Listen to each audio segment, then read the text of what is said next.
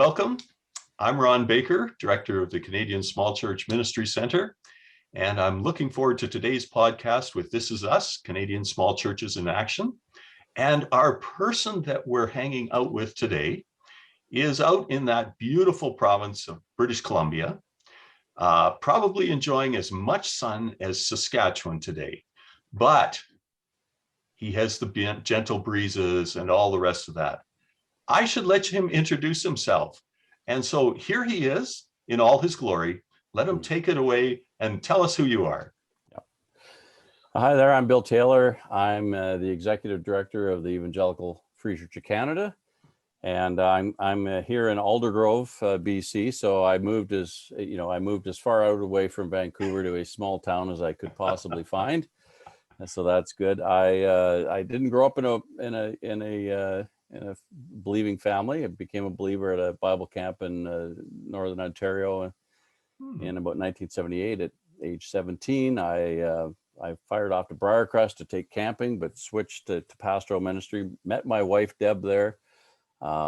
We got involved as lay leaders in the Free Church in Saskatoon. She did her nursing there. And so we were very involved with youth. And in fact, I was on the board in my early 20s, and we were quite active lay leaders. We moved when Deb graduated. We moved off to Ontario. I transferred to University of Waterloo and did my BA in history and philosophy there. Then I did my MA in history at Laurier, and then I did 2/3 of my PhD at University of Toronto and got sucked into paid ministry in the middle of that. So that's how we got there. We actually loved, we planned on being missionaries overseas. That's we told God we'd do anything but be a pastor. And so missionary seemed good. We in the middle of university though, we just had students in our home all the time. My wife's a great cook. And so she kept bugging me to invite folks over. We just saw folks come to Jesus. And that's when we kind of realized that Canada is a mission field as well. So in 93, we went back to Saskatoon, to the church that we'd been lay leaders in, and pastored from 93 to 99 there. Just had a lot of fun. I got asked to be a district superintendent in Edmonton in 1999. So I was there for 9 years, working with the churches and the free churches in central and northern Alberta. And then in 2012, I was asked to be the executive director of the Free Church of Canada. So I work with the overseas mission and with our churches and districts in Canada here. So our office is on Trinity Western University campus, which is why I ended up here. So I keep just moving further west. So, all right. Well, when you get to Hawaii, tell me and I'll come visit. Yeah, you. I'm hoping that maybe that's in the cards someday. So, yeah. All right. Hey, when we talk about small churches, I have relatives who are in the E-Free Church. Yep. And they are in a small church in Regina, Saskatchewan. Yeah. How do you see small churches being vital in reaching Canada for Jesus? Yeah. Well, I've always kind of maintained that we need all kinds of churches to reach all kinds of people with the gospel. So I'm not anti-large church. I think we need large churches. They can do some programs that small churches can't. But I think for every mega church you have in a city, you probably need 100 small churches to go along with it. And because I think if you have a healthy small church, they're relational, not only with folks in, but they invite folks from the outside. They connect to their communities well, oftentimes. And that's, I think, small churches, and whether that's a suburban small church, an urban small church, a rural small church, I think that they're uniquely, situated to be relational, be healthy, disciple people well. Yeah. In community. I think this idea that I just download my knowledge into somebody and now they're a disciple. That's not how Jesus did it, and I don't think that's what he had in mind. It's usually a journey that's a relational journey, and yes, there's information involved, but small churches, I think, are uniquely designed to do that if they're healthy, right? And and then and I think, just to extrapolate on that, I mean, most of us that have been involved in any leadership in ministry came from a small church somewhere along the way, because we We had a chance to Mhm. develop our gifts, and we were pushed into leadership Yeah. before we wanted to be, Yep. and you just I don't have that sat on, opportunity. yeah, Yeah, I sat on committees when yeah, I was, when I was just getting through high school, and I'm thinking, why did they let me onto that committee? exactly. But you wouldn't have that opportunity in a large church, right? Mhm. So large churches have unique opportunities of their own, but small churches have unique opportunities, I think. And so I think in terms of making disciples and relationally sharing the gospel in a community, very well situated. So Yeah. So you're working with the E-free mhm. denomination, Yeah, and within that denomination, there are a number of small churches.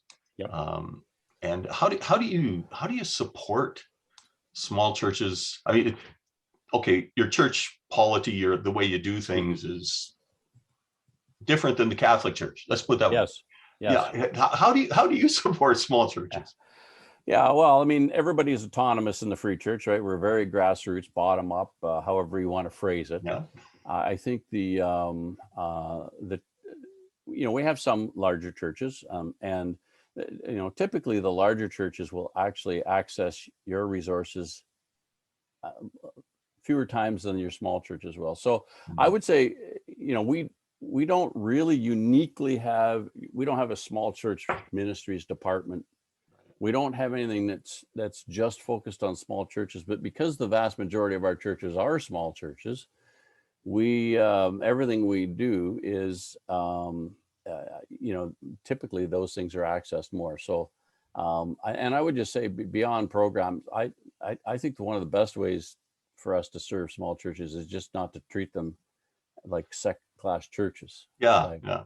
everybody, so on a district level, we obviously do pastoral care for pastors, we do pastoral placement, we do conflict resolution for all of our churches. Well, typically the majority of the time that's in small churches. We have a leadership catalyst that does board development and board advice, and we do lay leader training, and all of that is typically accessed most of the time by smaller churches. And so Mhm. we frame we make sure that the folks that we have doing that kind of stuff have got experience in small churches and as well as large churches, so that they can relate things well in Mhm. both contexts. So we do theological conferences and stuff for pastors that on issues that are usually missional and are usually broad enough that small church pastors are facing the same kinds of issues. And so we just but I would say at the end of the day,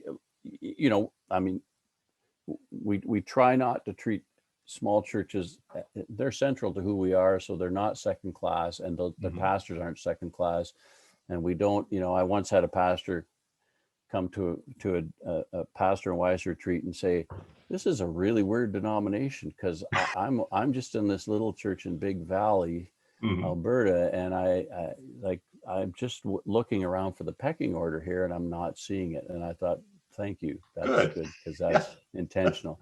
I guess the other thing we do is, we have an overseas mission and we have a national mission as well, and so we try to create opportunities, for our churches to work together doing mission. Mhm. And if you're a big church, you can often run a mission trip yourself, or you can run your own mission program. Yeah. But Good. small churches need that larger family to do those things, and we provide those kinds of opportunities too. So like I said, I wouldn't say we have a lot of targeted small church things, other than the fact that everything we do in terms of leadership development and pastoral care and so on is accessed mostly by small churches, Yeah. really. Yeah. Now you talked about um, different small churches, urban, Yeah. rural.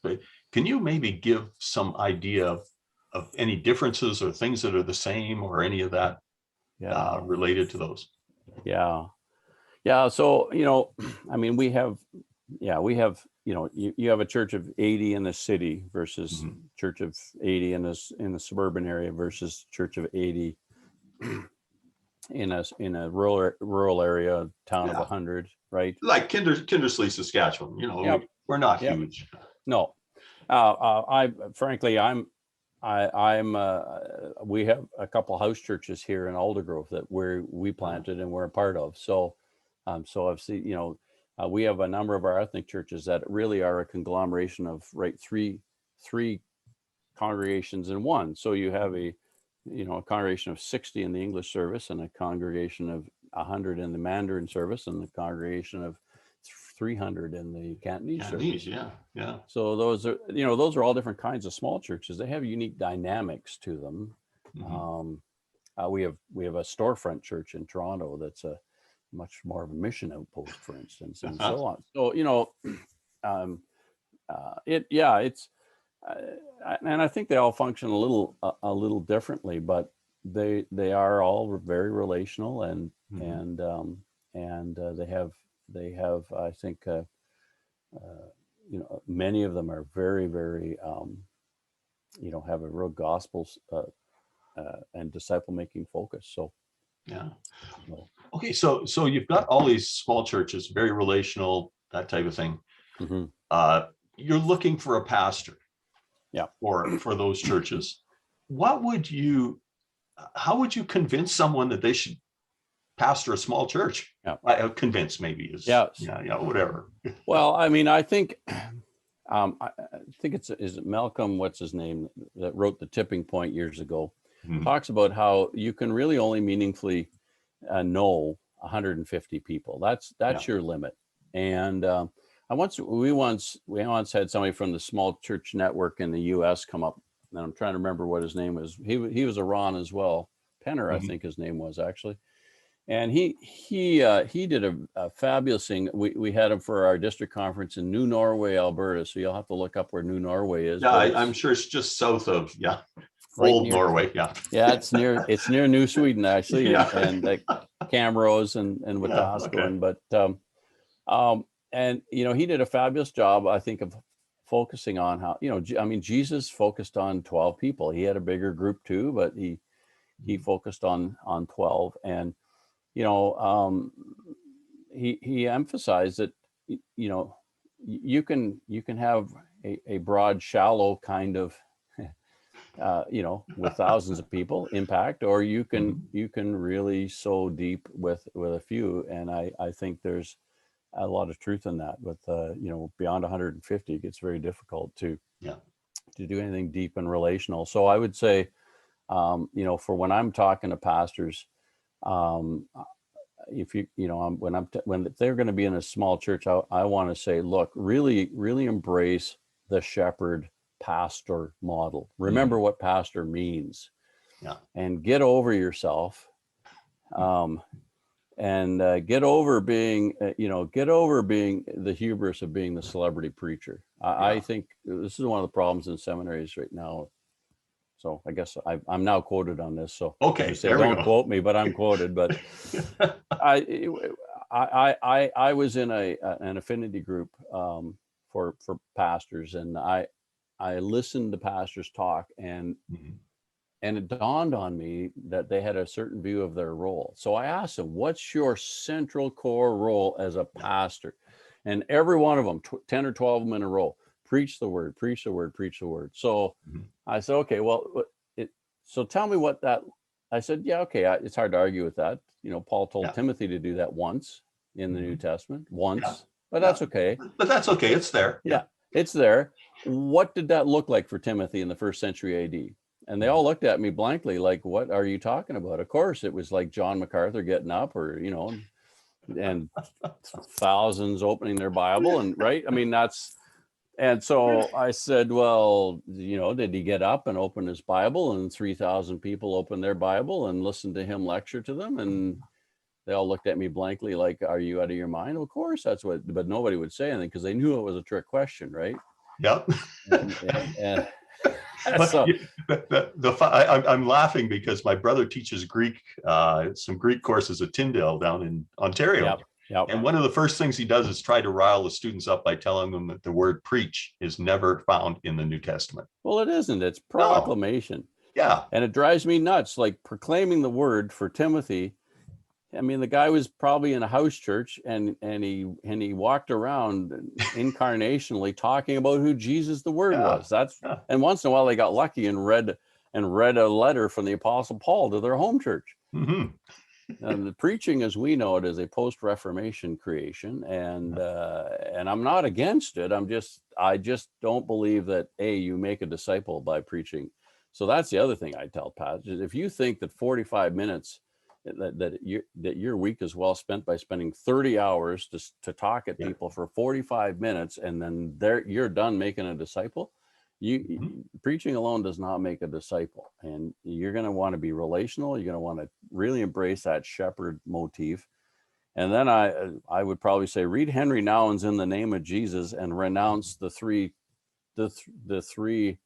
I think critical temptations that he highlights, the temptations of Jesus, but the temptations of the celebrity preacher, which which are relevance, being spectacular, and being powerful. So there you go. If you can get over yourself, I think you can be a great small church pastor. Okay, I think that's the quote we'll have to use for this. Get over yourself. Exactly. But I think that, we've built so much of the church, unfortunately, on the same values that come out of Matthew 4, exactly what Satan was trying to get Jesus to build his ministry on. Yeah. That's a huge problem. That's not just a small problem. No. And so, of course, I mean, you've seen this, Ron. If you get a pastor that wants to be the celebrity preacher in a small church somewhere, it doesn't matter if it's a suburbia, small city, or farming country in Saskatchewan. That's not going to go well for you if you're going to hide in your office for 30, 35 hours a week working on a message and never get, off your duff and out the door and sit on a combine with somebody or visit them at their workplace and pray for them, right? I mean, the shepherd motif is in the word for a reason. It's the metaphor of choice. Unfortunately, I know a few cases that, they did not last in the small churches by any stretch. And it doesn't mean that, small churches, they appreciate a pastor who's well studied and is nuanced thought, and but they want, most people want to be known first, right? They want that relationship. So to me, those are the key things. You have to value your people enough to really get to know them and hear them, and actually pray with them and believe that God has a plan for you together that doesn't include you being a superstar. That includes something much deeper and more powerful. I had a friend of mine, Stan, who went into ministry. Before he walked into ministry in his first ministry, he went to one of the elders in the church that he had attended for years, and said to him, "So what do I need to know? What about my preaching? Should I, all of these things?" And the elder turned to him and just basically said, "Just love us. That's all you need. Just love the people." Yeah. And Stan went after him and says, "No, let's go. No, just love us." And that was it. And I think that was probably the wisest thing that could have been told. Well, it's Jesus' last words to Peter, about, "Do you love me? Feed my sheep." When you read 1 Peter 5, it's pretty apparent that Peter never got over that. But he never got over that. Yeah. That just imprinted on Peter for the rest of his life. Yeah. So it ought to imprint on us too. Yeah. So let me ask you, the next question is forecasting into the future and walking through the COVID season. Yeah. How are we going to love our people virtually? Some of it's old technology. Some of it's picking up the telephone and phoning them. Oh yeah, the telephone. Yeah, I know. It still works, actually. It's amazing. Every once in a while I use it on my smartphone, but some of that is texting folks. All the modern apps now. For instance, our home church, we're all on Facebook Messenger, and we're connecting all the time. We did the 40 days of what do they call that? Lenten, Yeah, Lenten yeah, season, yeah. The Seek God for the City 40 Oh, okay. days, thing. So we prayed. As somebody, whoever got on first gave their thoughts on it and a prayer for the day. So there's lots of ways to connect, and with the new technology for sure. And I mean, for those of us who hate Zoom, I'm on I'm- Zooms 8 times a day. Yeah, yeah. So it's not, church on Zoom's not working for me well. But yeah, no, I think, and until, so even in our home church, we had to break down into smaller pods because we were only allowed maximum of 6 for a while there. So we Yeah. we had a couple women's pods and 6s, and we had another home church thing in 6, and we had men's and 6, and we had kids, and and that all worked great until they took that away from us. And then, so now we're meeting outdoors in groups of 10 again. So we're just getting back up, and BC's been really strict, right? So, but I think the churches, whether big or small, the churches that had deep relationships between the believers, really good, healthy, small groups, those churches are going to come out of COVID, I think, fine. That you're going to get big by being really good at small, I think, whether you're a big church or, the churches that are really, the churches that were Sunday morning come for the performance, I think are going to wake up and find that they've got a third maybe or less of the people they used to have, because I think folks have just realized, well, what's the point? Nobody knows I exist anyway. Yeah. Nobody cares. A pastor didn't know me. Nobody else knew me. I could disappear, and and I can listen to my favorite preacher anywhere now anyway. So I can, and I can make sure I only listen to people I agree with and nobody I disagree with. So I think, I do think moving forward, we're going to get back in person, and people are going to crave that. And we need to really embrace that. One of our largest churches is a new Korean church. I think they have, I don't know, 4,000 people or something. I asked the pastor, what's the core of his church? What's his core responsibility, the senior pastor? He didn't blink. He just said, he said our small groups, that's where we make all our disciples. And he spends big chunks of his time developing small group leaders, and that's where they make disciples. And Sunday morning's great, but it's not where they make their disciples, right? That's where you worship and encourage each other. And then that church has planted 8 other churches in the last 20 years. As they were a church plant themselves, and they planted 8 other churches. And he just finds the folks, the doctors, lawyers, plumbers, the men and women that have the most potential as small group leaders that are developing disciples. And he eventually says, we need to hire you, and you need to take as many people as you want from the church and go plant another church. Something vaguely biblical about that, I think. And, isn't that amazing? And it's powerful to watch it, and it's powerful to see a guy that now has 4,000 people Sunday morning not get carried away by that. That's great. He still realizes the powers in the small group. And so I think that's we've really come through churches, our small churches. Again, there's healthy and there's unhealthy small churches, just like there's healthy and unhealthy big churches. The healthy ones have done remarkably well, and their people are incredibly devoted and loyal to each other and to the church and to mission.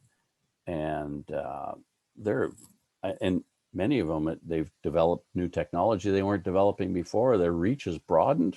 They got people, thinking about the preacher. I mean, I got a guy on Vancouver Island that's got people in South. There's only 800 people on the entire island he's in. He's got people in South Africa listening to him now. He's dropping sermons off to folks that never darkened the door of his church. And I mean, he's had huge opportunity to expand their ministry. What I find interesting is I've been following a church plant in Ontario, partly because I have a relative who lives in that area. But the interesting thing is they have started the church plant. Their leadership group includes another person in Saskatchewan, Yeah. people just living close, some who are just a little ways out. And Right. and this is the new church that's being planted. And I'm thinking, okay, it's not just the dirt that creates the new church. What is the church, you know? Yeah. Yeah. And I mean, for those of us that are a little older, it's a bit of a challenge. Our kids get totally, well, of course you have relations. I have friends online that I only ever talk to online. You know what I'm saying? For us, it's like, oh man, I can hardly wait to be in person, sit in the coffee shop across the table. But it's going to be a both and. I think it's going to be lots of virtual, and it's going to be lots of in person, and we're probably going to need to let young people lead the way on a bunch of this virtual stuff for us if we're not already doing it. I think a lot of small churches don't have a problem about letting their young people lead them places.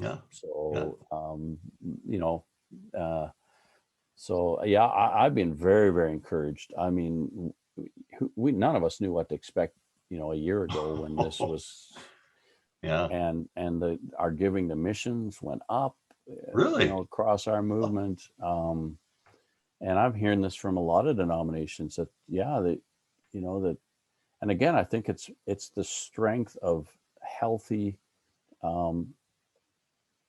small churches, but healthy large ones too, that have healthy small groups, that really are core to who they are. And so we've just, with the ones I worry about are some of my suburban churches that the pastor really wants to be John Piper. And so everything really is built on the celebrity, right? The celebrity, the performance, and those churches are leaking fast. They don't know it yet. But they're going to find out very soon. Okay, so, Bill, I have 1,000 more questions I'd like to ask, but I think I need to get a hold of you again sometime. But this has been great. I think we'll close it down and just say thank you very much. Given some great insight here, and I appreciate that very much. Thanks for the invitation, and it's great thanks for the good work you're doing, encouraging, right? We need to encourage all kinds of churches to reach all kinds of people, and celebrate health where we see it in our churches, and where the Great Commission commandment are being lived out. So, okay. Well, thank you very much. Thanks for your work. Blessings. Thanks. Bye for now.